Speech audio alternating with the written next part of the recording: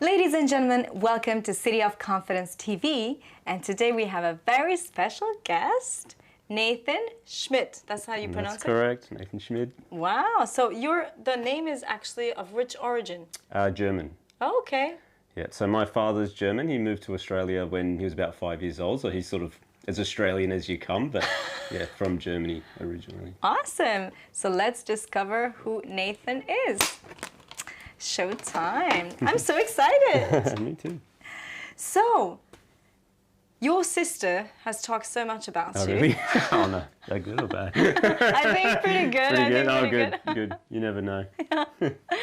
So tell me, I mean, your club 360, I don't know if it's more famous from its name or because you run it with basically from what I've heard, the husband of your sister. That's right, yeah. So it's a family business. Okay. Yeah.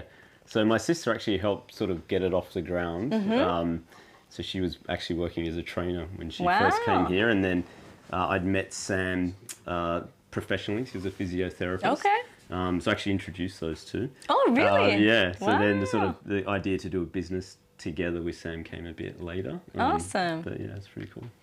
So you've actually, I mean, tell me first, do you think you can introduce yourself to people that actually don't know who you are? Sure. Yeah. So my name's Nathan. Yeah. I'm originally from Sydney, Australia. Okay. I've been living in Japan for 17 years. Quite a while? Yeah. Oh. I have 2 little daughters and a wife who I met here in Japan. Yeah? And I've been in the fitness industry for about 20 years now. So. Wow, that's quite a while. Yeah.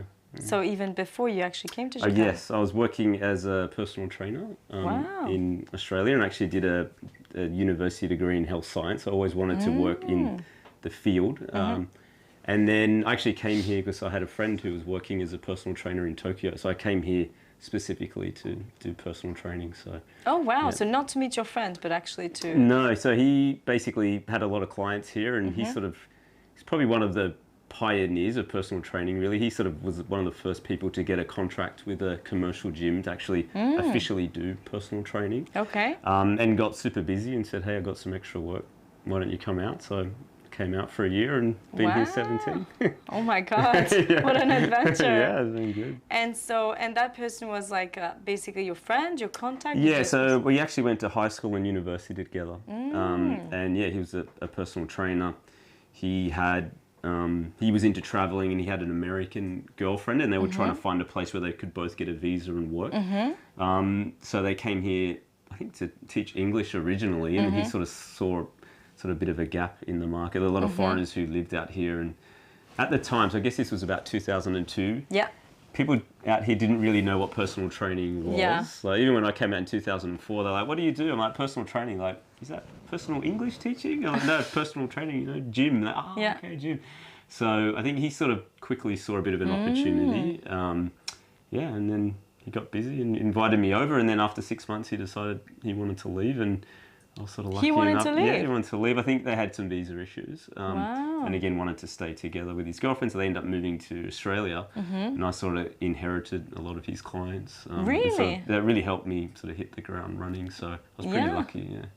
Wow, that's awesome. So you basically started doing it together and then took it over, but now you have huge gyms. Yeah. How did that happen?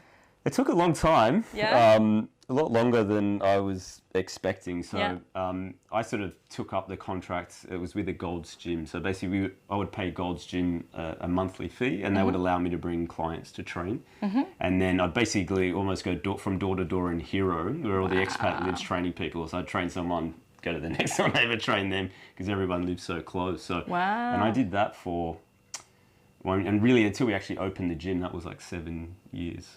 Wow. Yeah, so I'd originally planned to open the gym a lot sooner, but you know, with all the sort of big happenings that we had here, first was the financial crisis when sort of 95% of my clients worked in the finance industry. Oh God. So that was a bit of a blow, and then of course the earthquake. So it just sort of kept pushing things back. So the intention was to open sort of a gym for a lot longer before I actually did, but yeah, so I was sort of grinding, you know, going from place to place, riding a little scooter around. Yeah. So it was a good experience now looking back. It was quite tough at the time.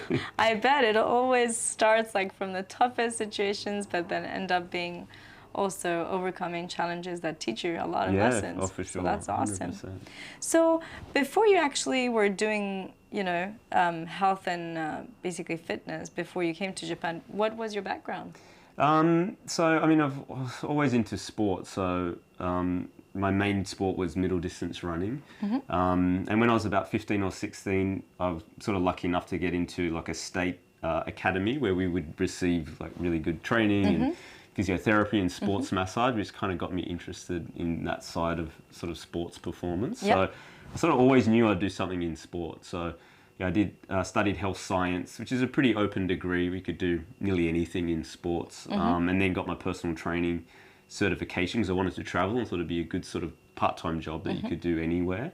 And basically, I mean, I've always worked as a trainer since I finished university. Wow. Basically, when I travel around, I'd take whatever job I could get. The whole working as a personal trainer overseas didn't really work out, but I basically spent most of my life in the fitness industry in some way. And so you actually chose to come to Japan because of your friend? Yeah. I was looking at traveling at the time. I think I was about 25 or 26 when I moved here, and I'd sort of settled back down. I was like, I wouldn't mind doing a little bit more travel. And I was going to go to the US for a job that I had lined up there. I had a green card, which was kind of cool. And then my girlfriend at the time couldn't get a visa. And then that opportunity came up, and I honestly didn't know much about Japan, and I didn't know the language. I didn't really, to be honest, have much interest. I just didn't know about it. And I was like, I'll give it a go. And it was very different to what I thought. And it, I loved it. So ex-girlfriend left and I stayed. So that was really good. Wow.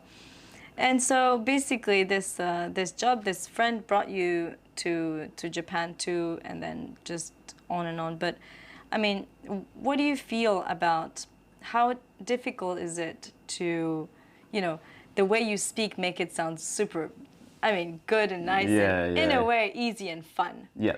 But I'm sure you had a lot of struggles to actually go and build your business. So how hard is it to actually build a business in Japan as a foreigner? I think it's extremely hard. Yeah. I got a short-term memory, I think, with that type of stuff. It's like, it was great. But looking back, it was a real struggle. Yeah. The hours that I sort of had to do, and just things you don't think of, like visas. Like I had to sort of sponsor my own visa. So before I had a company, I had to get a student visa. So I was like doing 8 training sessions a day, and in between I'd go study Japanese for 2 hours just to keep the visa. I wanted to learn the language, but I like fall asleep in class half the time. It was quite stressful. And the thing that I couldn't rent an apartment because I didn't come with a big company. No guarantors. I had to live in guest houses. I got kicked out of one just because I was a foreigner and didn't have an official sort of contract, and that was a few years, and it was quite tough. And even getting started at Gold's Gym, like I mentioned, they didn't accept my qualifications because they weren't American or Australian, and I had to wait a few months before I could start work. So there was a lot of challenges along the way. And like I said, I ideally would have started the gym sort of 5 years before we did, and that again just because of some challenge and stuff. So I say it's difficult and maybe a bit easier now than it was then. Again, that's 17 years ago, but it was hard. But what made you go? What made you push through? I'm pretty determined when I set my mind on something, and I don't know how to describe. I don't know if it's part of the city here or just it was the timing, but I just saw huge opportunities, especially in what I do here, that I never saw in Australia or anywhere else. And I could just see, like, if you make it here, there's massive opportunity because the industry was sort of in its infancy here, like training, and there was a lot of expats that lived here that just couldn't get the services that they were used to back home. So I just knew that was a big opportunity. I think that's what just kept me going. And then once you sort of break through, you don't want to give it up because you know how hard it was to get there. So that sort of pushed me along from there. Nice. So it was, you keep mentioning you wanted to open a gym, but so was that a challenge, a goal, a dream? Yeah, I think I got to the stage where I realized, I was making, good money at the time, and I realized that it was completely relied on me physically doing something, and it got a bit scary. Like, what if I had an accident? What if I was going to have a family and something happened to me? So I always wanted something sort of physical that I could have, something where I could go on a holiday and just not losing my income, and that was the main driver. I just wanted that sort of solidity in my life, and something to be proud of too. Not that I wasn't proud of what I was doing, I just wanted to have something bigger, something, not just the guy that just sort of ran around from house to house and gym to gym. So that was my main sort of motivation. Okay. And so what is the concept? I mean, there's of course, like a lot of gyms around Tokyo. There's, fitnesses and different things. What is the concept of Club 360? I mean, one of the main concepts and the reason we called it Club 361 is we wanted sort of a very community-focused business, and the 360 is basically we're almost like a one-stop shop for sort of health and fitness, and that's something that came later. And again, hindsight is sort of 2020. I'm so glad I didn't start the business when I couldn't, when I wanted to, sort of in 2007, 2009, and in 2011 with the earthquake, because I probably wouldn't have done it with Sam, a business partner, so I wouldn't have done the physiotherapy side, so it would have been quite different. And the reason why we decided to do that sort of one-stop shop is, at the time, I would have clients and maybe they'd get injured and I would want to refer them out to another professional. And again, it's quite a small fitness community, there wasn't many options, so I could refer them to somebody like Sam. But a lot of people wouldn't actually get there. So it's at a different place, they'd have to find out where it is and call up, and a lot of people would just sort of get lost in that. So I had thought, well, if we had a place where you can refer someone and they just walk down the hall and there's a physio there or a massage therapist there or a nutritionist there, that would be a service, even in other countries there's not many services like that. So it was really that sort of whole 360 concept that sort of excited us the most, and it sort of made us do a bit of a bigger scale than I was originally planning. So we had a place that could actually do everything, like a physical location. So yeah, looking back now, that was great. It's actually really interesting because, I mean, seeing the gyms in Japan where, there's different brands like Tipness or, Konami, like broader, more expected gyms, they don't really have what you call a physiotherapist. No. But you make it sound like it's something that for you it's normal. Yeah, I mean, again, coming from Australia's probably one of the best place for physiotherapy. New Zealand, England, America too, but there's different levels. So you could sort of have a lower level with bad reputation and a good level. Whereas Australia, basically, if you get injured in Australia, you see a physiotherapist. You don't go to a doctor unless you need a referral. Everybody knows sports injuries, those type of things. You go.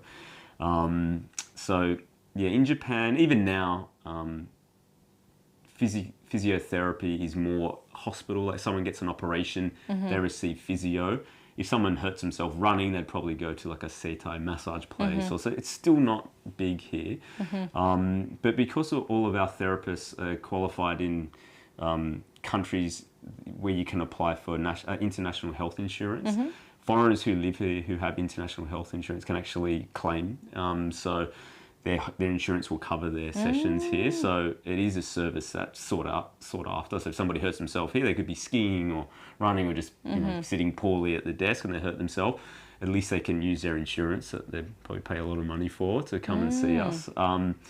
And yeah, I mean, again, I just sort of had learnt a long time ago to refer out.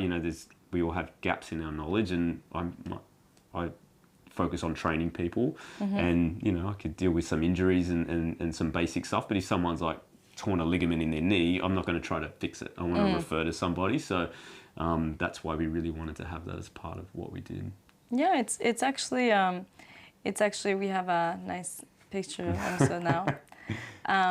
Yeah, for me, I think that I actually had, separated, I think, in my mind between workout and physiotherapy. So, joining both of them is actually refreshing to hear about it. Maybe it's actually normal overseas, but not really in Japan. Well, that's a good point, actually. Then you're sort of you're right, as in it's quite new, even overseas. So the approach to physiotherapy has changed a fair bit. It used to be about, I had my shoulders sore, so lots of massage and maybe a few small exercises, whereas it's much more closer to training now. It's about rebuilding strength to fix the root cause of problems. So if you just sort of, bit of massage feels better, but a month later it happens again, it's probably good for business. People keep coming back. But in terms of actually trying to rehabilitate the client, the person, not really the best approach. So that was one of the concepts. So we've got a physio room, but you'll find most of the patients are actually out in the gym lifting weights as soon as they can. So they might get a little bit of therapy, sort of manual therapy or something first, but as soon as we can, they'd be out in the gym doing strength training.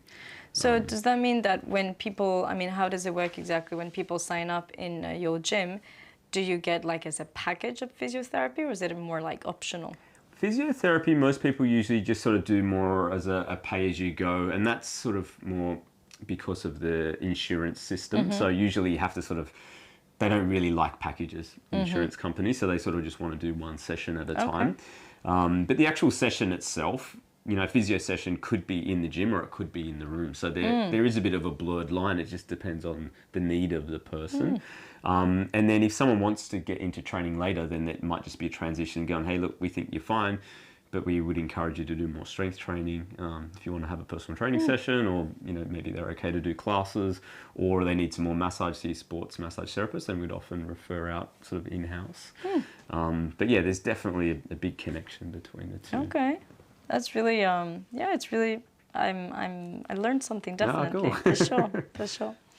So the concept of basically 360 is being more like a homey, more like at home feeling. Yeah. Okay. So what's the characteristic of the clients that come to Club 360? I mean, I love it. Like, that's one thing I'd sort of found when I first moved here. Sort of, I think the expat community is very cool. Just so many people from different backgrounds, and it more so now than back then. Like when I was first working out here, 95% of my clients worked in the finance industry. It's kind of cool, but it got a bit boring. Oh, what do you do? Oh, finance. Okay, that's cool.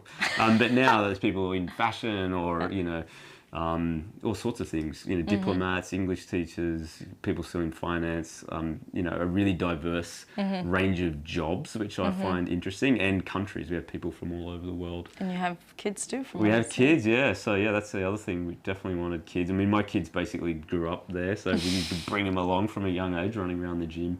Nice. Yeah, we do lots of kids classes, and we have a lot of whole families that come for our services, which is cool. So it's a lot of expats? Mostly expats, yeah. Okay. Probably 90% expats, which is coming down. Like we've been trying to get more Japanese clients. But you know, client base is growing, so definitely the number of Japanese customers is growing, but still mostly expatriates. And do you believe that that's because you're a foreigner?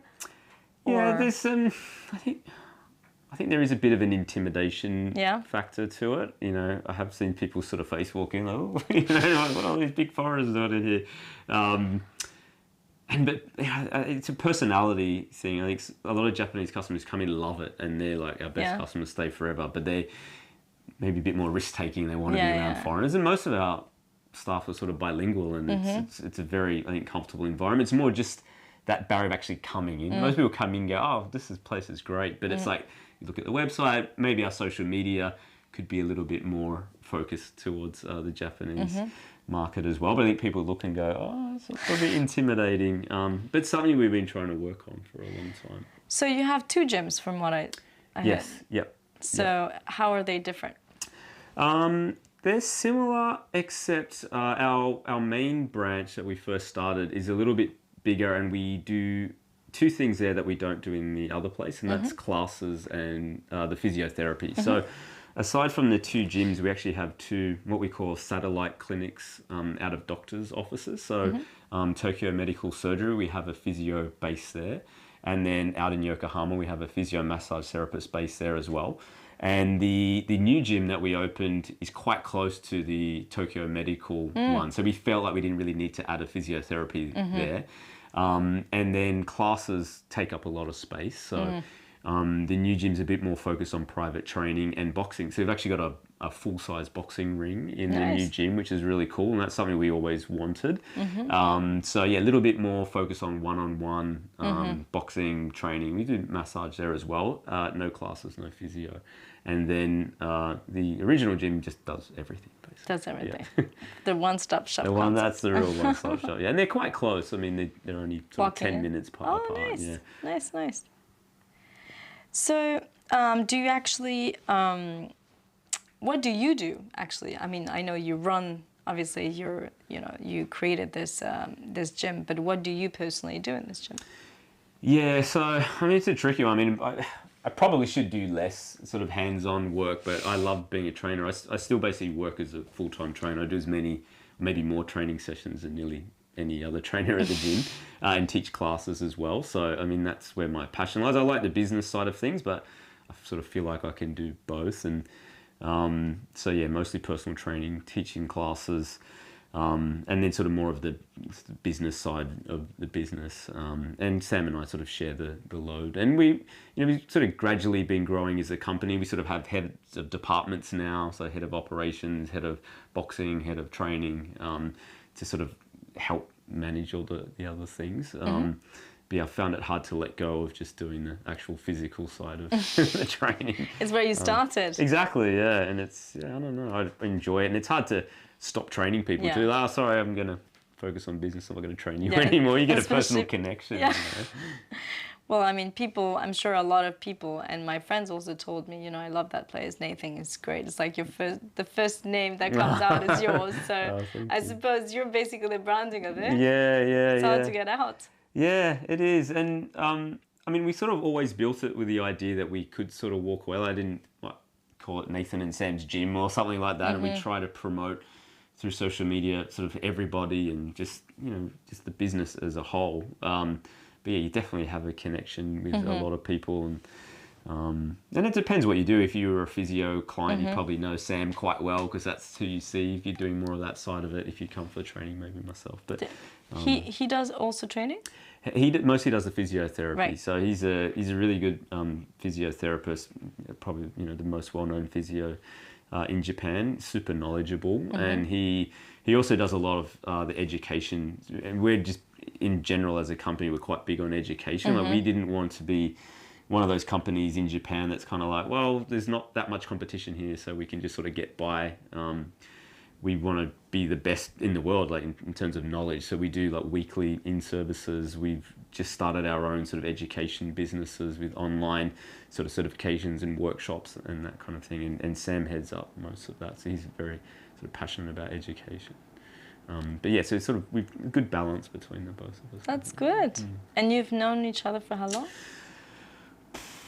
I'd say, I think he came out around the same time as myself, so I probably met him a couple of years after, so maybe 15 years. Wow. Yeah, like I said, I introduced him to my sister, so yeah, we'd been working together before they met, and I think they've been married for about 10 years now, so yeah, it's been a while. Awesome.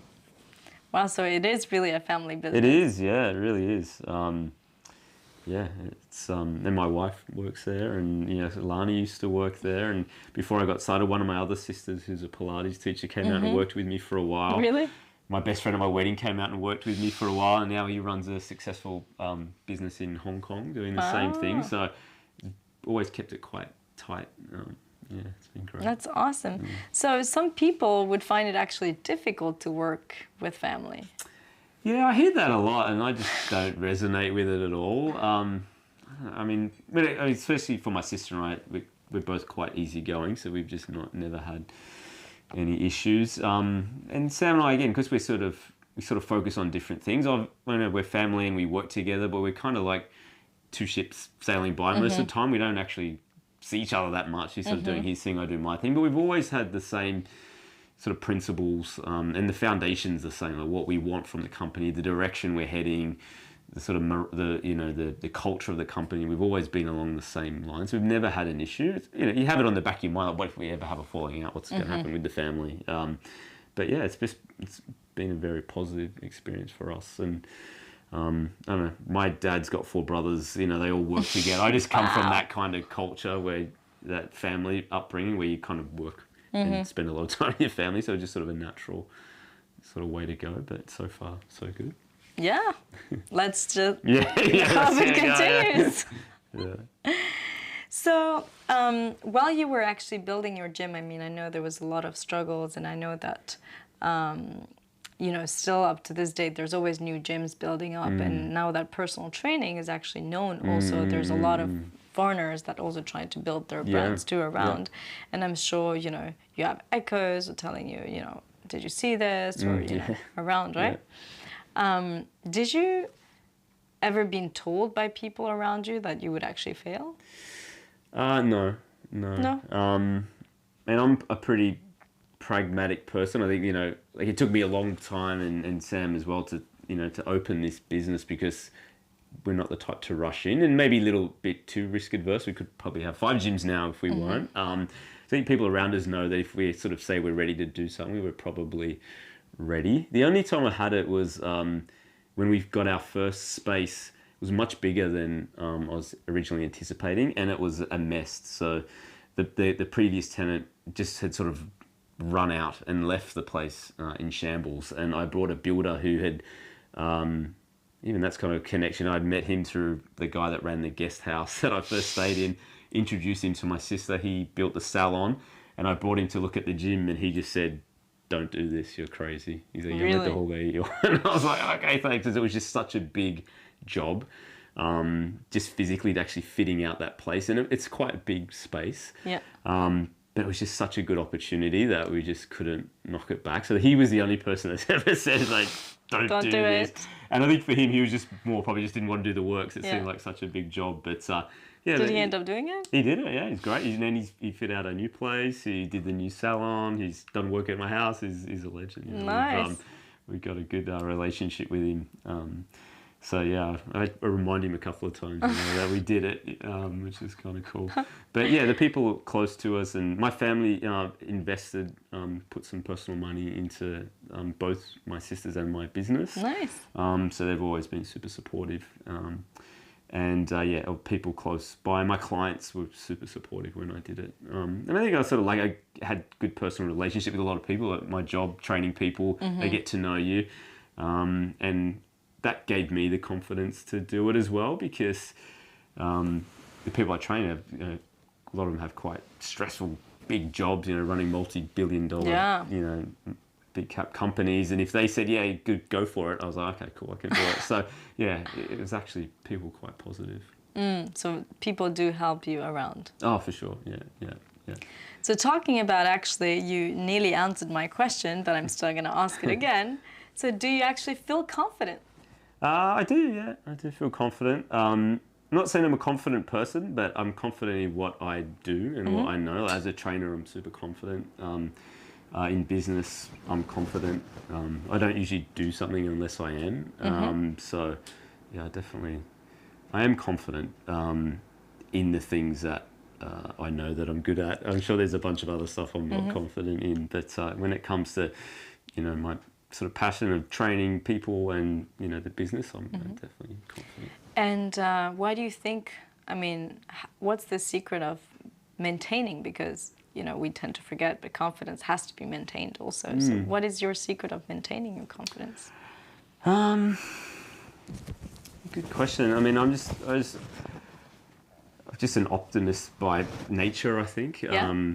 I think once I set my mind to something, I just believe that it's possible, and I like new challenges and new opportunities. So I don't think too much about sort of the future, what could go wrong or what's going to go right, or how awesome it could be, how bad it could be. I got something in front of me and I just kind of work at it. So just sort of short-term goals. A lot of it's kind of like training, you know, short-term goals, long-term goals. That's sort of the way my mind works with business as well. So if you've got a lot of short-term goals to focus on, that helps build confidence, because you're achieving small things.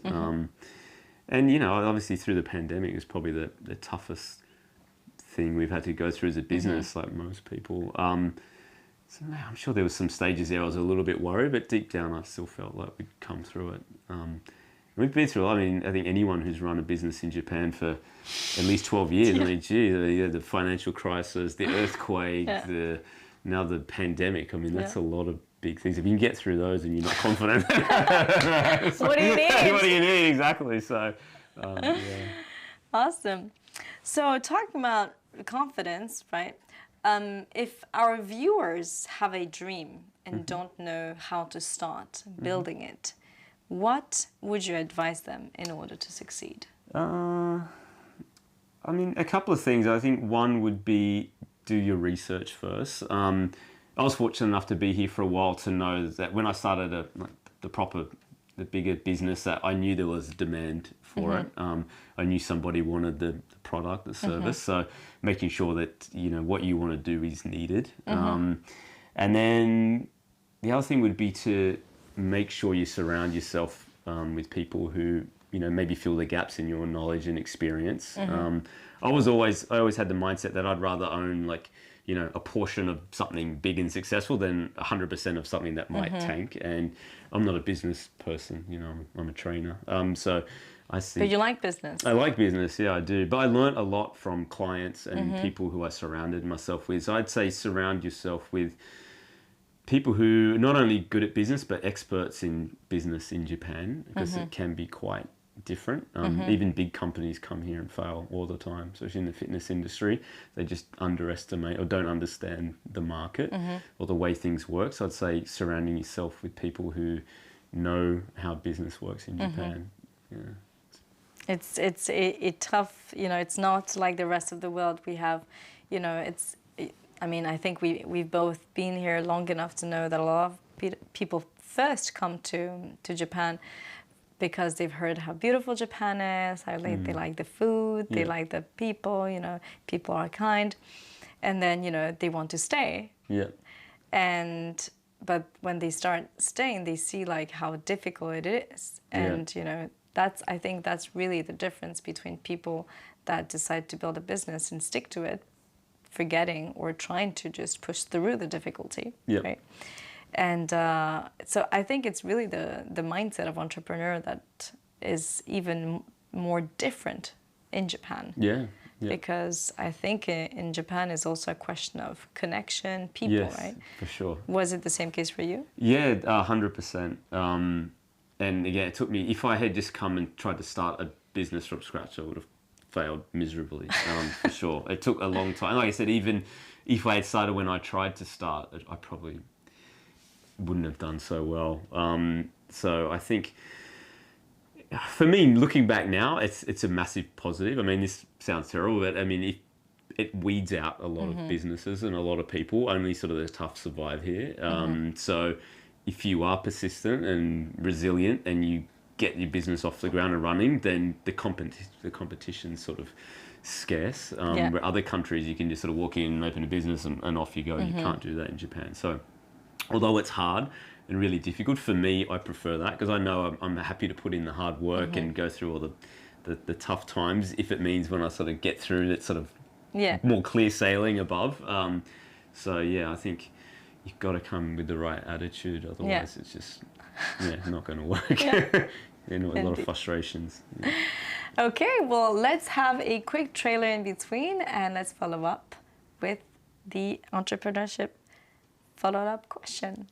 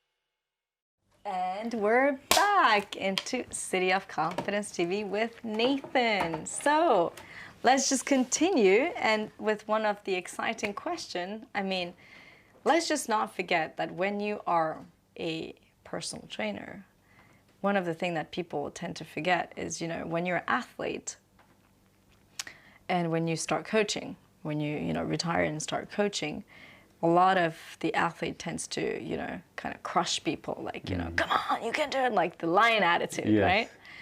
But when you're a personal trainer, I mean, people kind of, you know, pay you to get literally like, you know, like custom training. So it's actually difficult, in my opinion, to train. Like, you know, I believe that there's also a whole world of diplomacy, and how do you handle that? Yeah, I mean, I think the biggest mistake of a trainer is to train people the way that you like to train or have trained before. Because if you are from that athletic background, odds are the people you're training may not be. So what works for you may not work for them. And then it's also just understanding that, you know, aside from the actual physical sort of programming that you give people, people's types of motivations and level of motivations different. Everybody comes in, there's like motivations like anything. It's like on a spectrum. They might be motivated here or they might be motivated up here. And the idea is to sort of get a good level of motivation where, you know, they're not just sort of going to burn out and go too crazy, and they're not going to do nothing. So I think if you're confident in your approach and that comes across to the client and they sort of will trust you, then I think you'll have much better results in terms of getting people to work at the level that you think's best for them. I always tell our team that training is basically the balance of giving people what they want and what you think they need. Getting both of those in there in a nice blend, in nice balance, tailored to the person, is really important. So yeah, it's not just about being able to write a really good program. It's about being able to motivate the person to do it, you know, the right way. So talking about programs, like what kind of programs should people expect about Club 360? Again, I mean, because we do an array of stuff, it depends on what you come in for. But for personal training, you know, we certainly don't use cookie cutter programs. We're all about sort of really personalizing training programs. So we always do like a thorough assessments. So all of our team are trained in doing sort of, besides just the subjective sort of assessments about goals and those types of things, people's motivation, but physical assessments like joint range of motion, movement capabilities, just basically the current physical condition of people, and then building a program that's really tailored towards them. And I think that's kind of what sets us above most training gyms. You know, that the type of knowledge to obtain to be able to just do those type of assessments and sort of see where people are on that sort of motivation scale, and then write a program and create rapport with them within a session or two is quite difficult. So people should, when they come to see us, expect that kind of level of detail when it comes to programming. No, it's just the programs are all made for them. We don't have there's no program in our mind that we're going to put someone on when they get there. It's all about what they want and what we feel they need. But you also, I've heard you also had classes. Yeah, we have classes. So we have a pretty wide range of classes on the roster. So basically we have everything from boxing. We have Fit 360, which is our flagship class. So it's kind of like, I sort of think of it as a big personal training session. Again, it's not like this cookie cutter mapped out class. It's like, okay, we always check who's coming in today. We've got about, you know, there might be 8 people in the class. All right, let's use this formula, and we make a class. All the instructors are personal trainers, so they go around, they correct, make sure people's techniques on right. I mean, you know, you could do a movement one way that could potentially, you know, not be good for you. You could do another way, which is awesome. So it's not just about doing something; it's about doing it right. So that class is really focused on, almost like a personal training, but on a group level. And then we do other things like core and cardio, so more specific to core. And we recently started back a class called Core, Butts and Thighs, which is obviously focused on those areas, but great for sort of ladies, both pre and postnatal as well. Nice. So a lot of stuff around the hips, and that's taught by my wife, who's a trainer and Pilates instructor. So we have a good array of classes, and a lot of people come in. We have like an unlimited package where they can just do any class they want. So they might do boxing on Monday, strength class on Tuesday, some core on Wednesday, so they get like a good variety of training regimes. And we limit the classes to 12, so they're not like massive classes. Your wife and your shot with your wife is like pretty impressive. Like as a I think she makes it with a background of 360. I don't know if you can see the shot on the screen. Like it's like the glam fit shot, right? But yeah, it will probably pop up soon on the screen. So let's just follow up with the different questions. So which actual practical advice would you give our viewers that are watching us? Oh, there you go. That's the shot, right? Classy. Yeah. My God. Yeah, she makes it look good. Yeah. Now we just definitely want to imagine how your kids look like. Yeah. More like my wife than me, which is good. Nah. No, it's awesome. Very, very fit couple. Awesome. So since you're inspiring, I'm sure, a lot of people, which advice actually would you give to our viewers who are wanting to, for instance, you know, let's just say they're personal trainer themselves, they want to expand it, they love Japan. Oh my God, what you're doing, Nathan, is amazing. Well, which advice would you give them? Because, you know, as a lot of foreign entrepreneurs that are in Japan very often, you know, there's space for everybody. Yeah, of course, yeah. So what advice would you give them? Whether it's here in Japan or simply in their country? Well, I think, as we spoke about before, here is a little bit more unique to other places. So not to be negative with people, but I would say don't assume things in Japan are going to be like they are home, just because I've seen way too many people make that mistakes. Again, even on a big company scale. And, you know, we've been asked to help out a lot of sort of corporate gym franchises set up here because they just haven't been able to do it. So, you know, make sure you know sort of how business works in Japan, and definitely find someone who is experienced in setting up businesses to make sure you're legitimate. So before we opened our first gym, I had set up a Kabushiki Gaisha, which is a traded company, 5 years before we actually opened. And it doesn't need to be that long. Again, I sort of had some setbacks, but the point was there's no way I would have been able to rent or lease the first facility without that sort of background. So we had a proper company, had paid corporate taxes, done everything by the book, and you have to do that here to get, especially as a foreigner. You're not going to walk in, set up a company 6 months later, have no track record, and then open a business, especially if you're looking at a small business. So being prepared for it to maybe take longer to get off the ground than other places. Hopefully not as long as it took me, but it definitely will take a bit longer. But no regrets. No regrets, 100%. 100%. Good advice, very good advice. Thank you. And on the contrary, what shouldn't they do? Kind of the same again. Probably maybe hitting on this too much, but don't assume things are going to be the same in Japan as where you are, because it just isn't. And but would research? I think research would be enough. Research, yeah. I mean, nowadays, again, I mean, I've been here a long time. Internet, not as much information on there in 2004. Now I think you probably find a lot of online groups.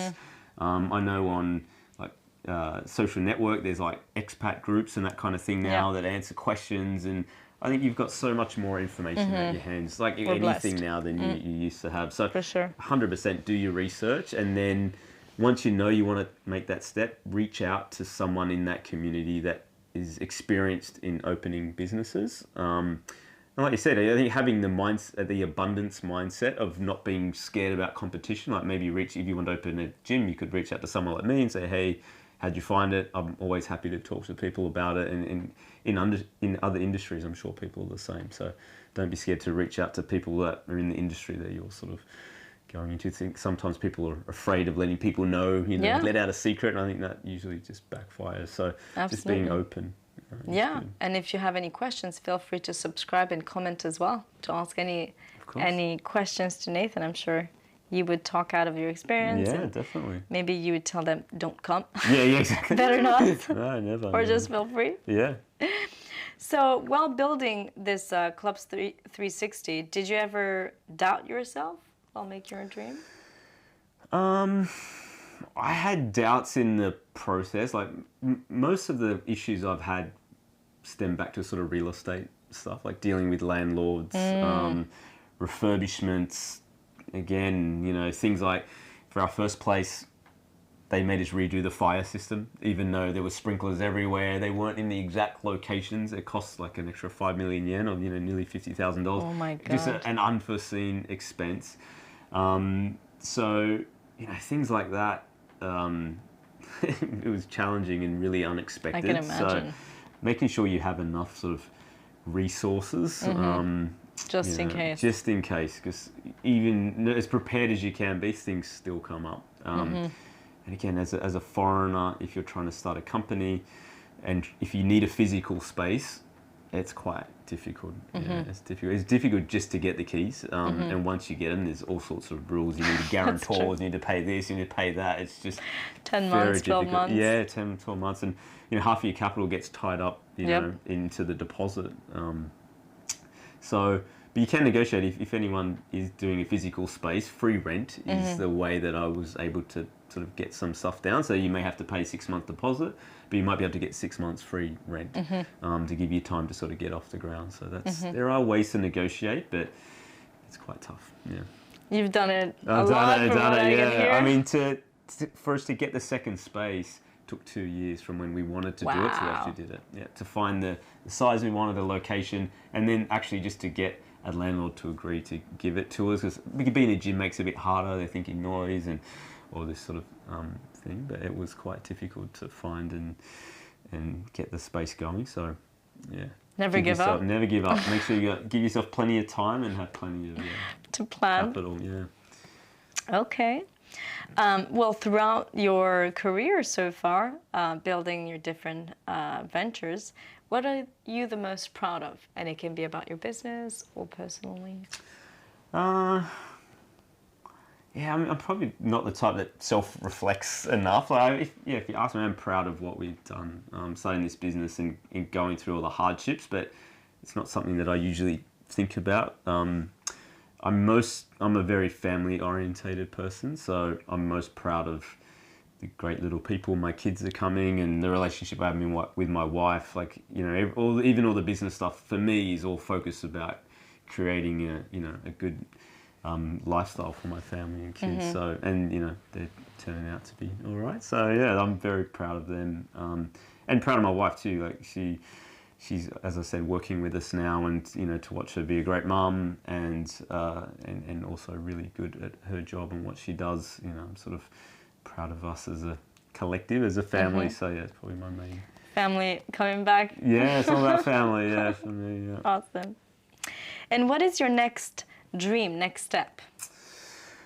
I mean, I always focus on growing the business, and again, I'm kind of Sam as well. We're quite pragmatic. Like, we won't do something until we're really confident, and we have a few things we're working on at the moment. One is a fitness education business. One of the reasons we got into this, I mean, our motto of our business is changing lives through health and fitness, and we're doing that. We have a lot of clients.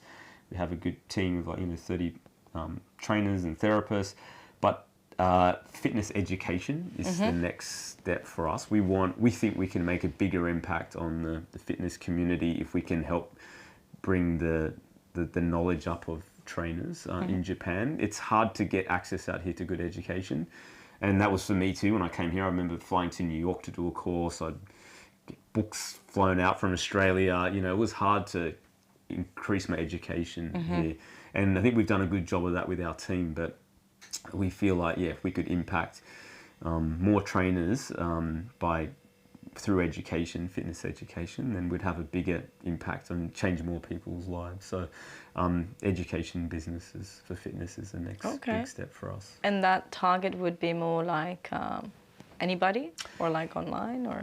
We're doing both. So we've created an online platform, and Sam's, as I mentioned, he sort of spearheaded that. So we've got like a whole certification. We've got a bunch of small courses. We're just about to launch it. We have been speaking to a few big corporations, and again, being Japan, a little bit different. They're still into more of the face-to-face. So Actually, Mickey, my wife, and I are about to do a couple of workshops for one of the biggest gym chains for their top trainers, probably next month or the month after. So we'll be doing sort of seminars, workshops, sort of on the physical side, but we're trying to get more people to do online, and we've got it in English, sort of subtitled in Japanese. So basically bringing a lot of knowledge from sort of the West, from Australia and the UK to Japan, and make it more easily digestible for trainers out here. So that's the goal. I think it might take time to get going, but we're sort of heading in the right direction. Awesome. Fantastic. And I mean, you know, like we see it on the photos, we see it with all your friends. You are, you know, when you're training by yourself, you might be like very serious and into your world, but with people, you're constantly smiling. Yeah. So what's your secret to your smile? For me, I get caught up in the moment. I think that's one reason I like personal training. Like whoever I'm with at the time, I'm really, you know, passionate about what we're talking about or what we're doing, and you know, just have that human contact. I think there's a lot to smile about. You know. That's maybe why you're still training. Yeah, I think so. Yeah, that connection. And I'm not that social a person, but I'm super social at work. Yeah. At home, I'm just happy to hang out with the family and do nothing. But I just get such a good, response, I guess, of internally, that interaction, that human interaction. You with like people. what you do. I do. Yeah, I love it. Awesome. So what are the 3 most important words for you to realize your dream that could inspire others as well? Say persistence, resilience, and enjoyment. Because if you don't enjoy it, it's sort of hard to do the other 2. So yeah, if you don't enjoy what you do or what you want to do, it's hard to be persistent and resilient. So yeah, I'd say they're the 3. Awesome. That resonate with me the most. And resilience would be? I think, yeah, like we sort of spoke about before, being able to put up with a lot of bumps in the road, whether it be in your personal life or certainly setting up businesses. And things, again, if you grew up in your own country, things that you may not be experienced with, like, you know, not being able to do something just because of you not being Japanese, you know, things like that can be, you need to be resilient to get through those times. Especially in Japan, yeah. You kind of like, you're like, what? You know, you could be, like I said, I came here when I'm 25 and I'd never had that, you know, growing up in Australia, and all of a sudden I can't rent a place because I'm not Japanese and I'm not supported by a big company. I got kicked out of a place because I wasn't Japanese. You know, I couldn't open a bank account. It's frustrating, yeah. That's where resilience, I think, comes in. And that builds resilience too. You can't be resilient unless you go through those things. So it's like a snowball, I think. And as we were saying, you've been through a lot of tough times here. So if you're not resilient by now, you got no chance. Well, you use that as an asset into what you built. That's awesome. Yeah. Awesome. So do you have perhaps any message to our viewers? Like, you know, as for them, you know, it can be about entrepreneurship. It can be also about perhaps the mindset of working out. I know you're very much into health and fitness. I mean, maybe about what you want to transmit as a coach yourself. Yeah. You know?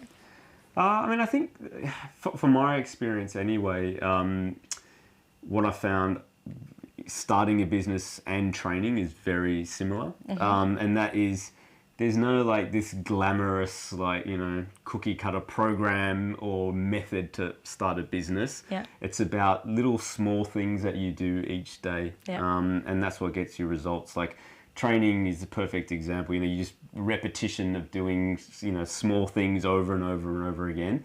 And, you know, building resilience and persistence and running a business is the same. Just lots of little steps. Yeah. You're never just going to go, oh, yeah, I'm here. You know, it's about the process and just embracing that and knowing that there'll be tough times and making sure you enjoy the good times. Yeah, I think that would be my main advice. Yeah, definitely enjoy the good times. Awesome. So let's just have a quick trailer and then we will have a surprise for you right after it. So guys, time has...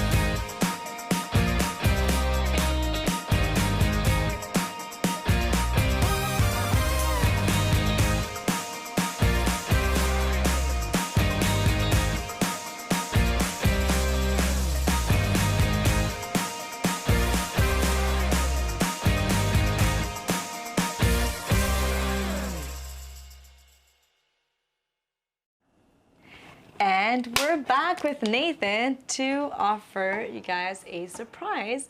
So I'm sure and I hope that you have been all listening to all our interviews since it's like the end of it.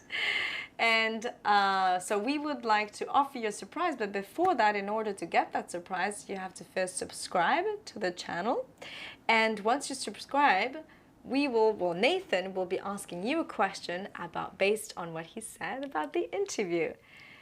We would like you to answer that in the comments, and for one of the person that answered, basically we would do a lucky draw, and one of the person that got it right, we will offer, you will offer. We'd like to offer a free personal training session, and that could be done at the club or online. That's awesome. Amazing. With you? Yeah, with me. Oh, yep. Awesome. Yep. Even better. Just shot that into you. Yeah, happy to do it. Awesome, awesome. So that's very exciting news. And so feel free to comment. And of course, if they have any questions about entrepreneurship or what they can do, they can ask you, I suppose. Yeah, anytime. Perfect. So don't forget that. And we will announce the next entrepreneur that you will be introducing. Sure. The entrepreneur I'll introduce is Ray Sefo, the founder and owner of the PFL. Exciting! Can't wait. Well, thank you so much, Nathan. It was great. Really exciting. I think that I got definitely my Aussie accent back and got to train about it. Very exciting. Hope to see you soon. Thank you so much. Bye.